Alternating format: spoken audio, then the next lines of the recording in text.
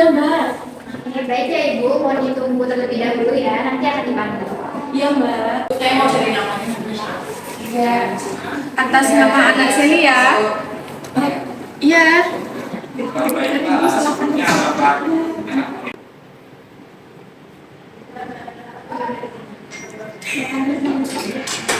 Selamat pagi, Bu. Lagi dong. Halo, Adek. Baik, Ibu. Ini anaknya kenapa? Ada keluhan apa? Nah gini dok, ini tuh anak saya tuh susah makan gitu loh. Terus dia tuh ada kelainan di bibirnya. Terus juga tuh di desa saya tuh di Gamping tuh juga ada seperti anak saya itu dok.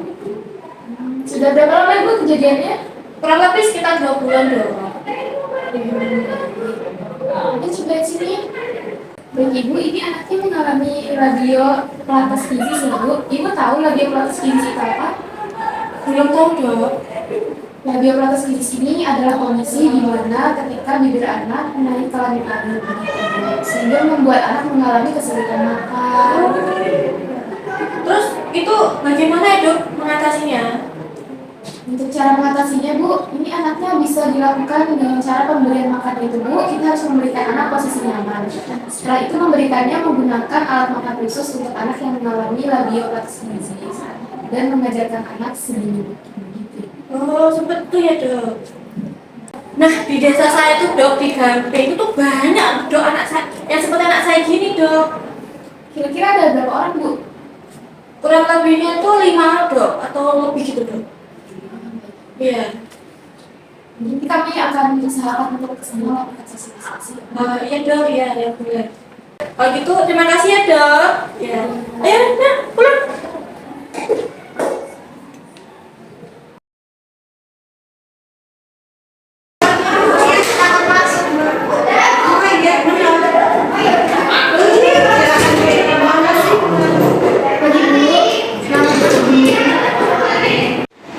Ada apa ya Ibu? Jadi begini, Mbak, tadi itu kan ada pasien saya. Nah, anak ini mengalami kelainan radio pelatas gizi. Dia mengatakan di desanya, di daerah di sana banyak anak yang mengalami ini. Apakah ada baiknya nanti kita ke sana melakukan sosialisasi bagaimana cara pemberian makan? Baik, boleh dok. Nanti saya koordinasi dengan ketua RT-nya terlebih dahulu. Nanti akan saya informasikan kembali kepada dokter jika ketua RT-nya sudah bisa. Gitu saya permisi. Baik, terima kasih ya dokter.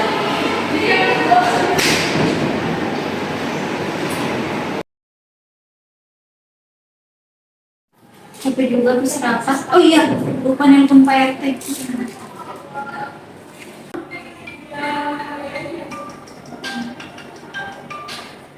Halo? Selamat pagi Pak. Oh iya.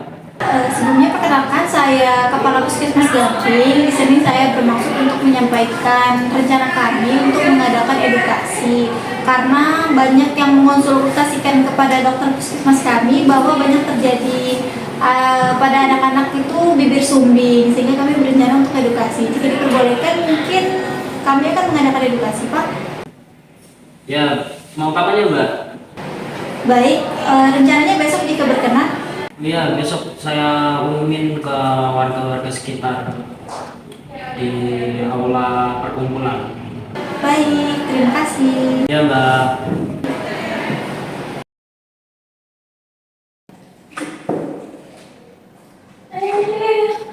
Lah, kok masih sepi? Ini benar kan dari Oh, benar, ayo mana?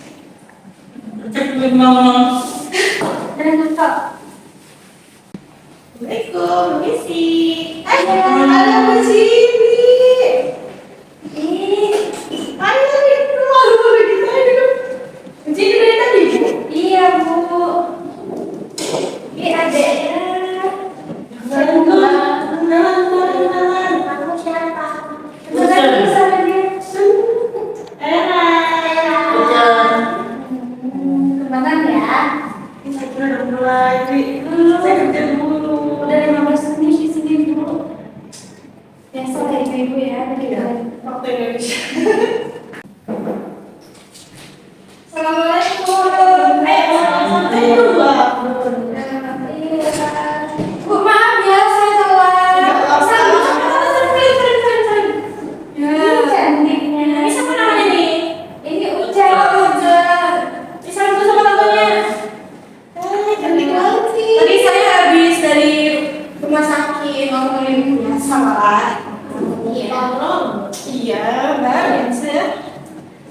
belum ada datang ya? Belum. Salah. Indonesia. Isi. Iya. Sini Mbak. Ini perkenalkan Mbak dari proses sekarang ada penduluan terkait kelainan anak dengan tidur sendiri. Ya nanti akan diteruskan sama mbak-mbaknya. Kalau begitu saya tinggal terlebih dahulu karena ada urusan di luar. Iya Pak. Di sini. Monggo Mbak. Iya.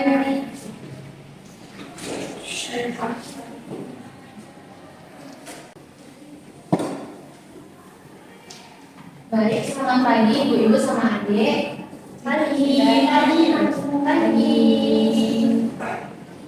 Ini perkenalkan, saya perawat Dinda dan perawat Suci, kami dari Puskesmas Gamping.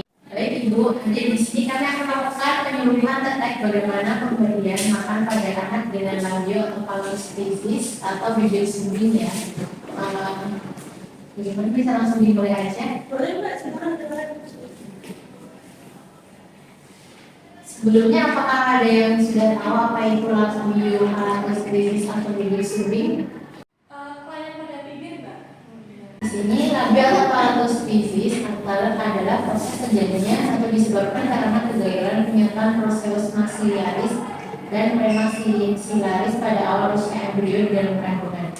Transformasi pada labio itu biasanya terjadi pada usia perkembangan embrio minggu ke-7 dan minggu ke-8.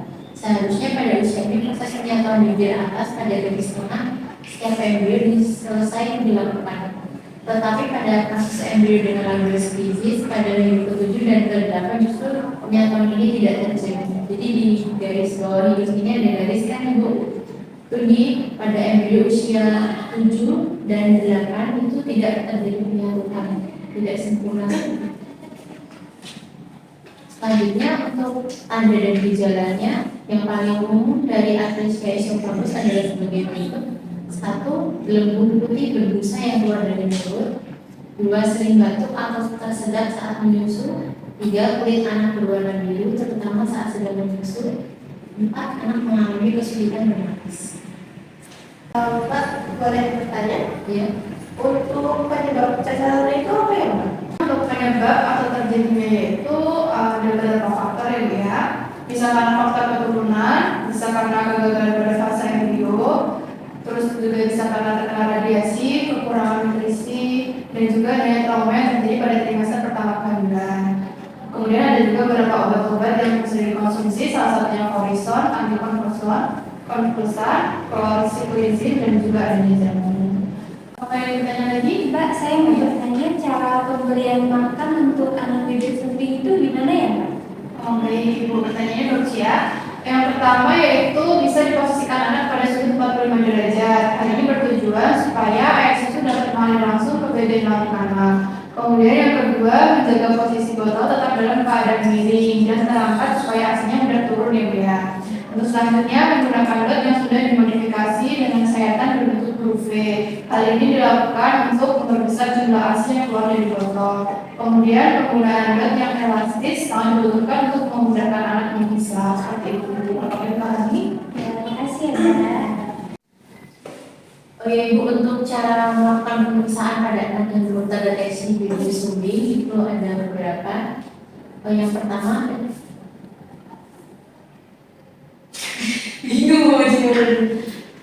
lanjut aja terus. Yang pertama untuk pemeriksaannya harus dengan pencahayaan yang terang. Yang kedua, pastikan anak diletakkan di tempat yang rata. 3. Tidak melakukan pemeriksaan menggunakan jari. 4. Pastikan labiospizis yang diderita anak bersifat unilateral, bilateral atau celak sampai dengan amatur. Amatur itu ya. Yang kelima, tetap menjaga kehangatan anak. Apa yang ditanyakan Bu?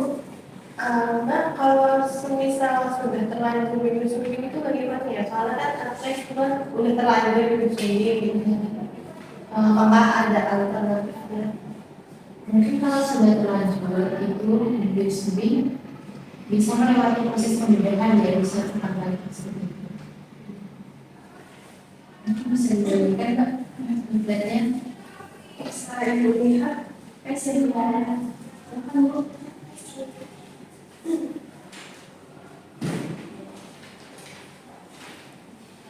Baik, Ibu, ada yang mau ditanyakan lagi? Tidak ada. Tidak ada. Kalau sudah tidak ada yang ditanyakan, kami sudah dulu untuk pemaparan sosialisasi ini. Jika orang lebih mohon maaf, kalau gitu saya berbentuk. Kalau gitu, kami permisi dulu ya Ibu, Adik. Terima kasih sekali. Ayo, main. Ini Bu, Main.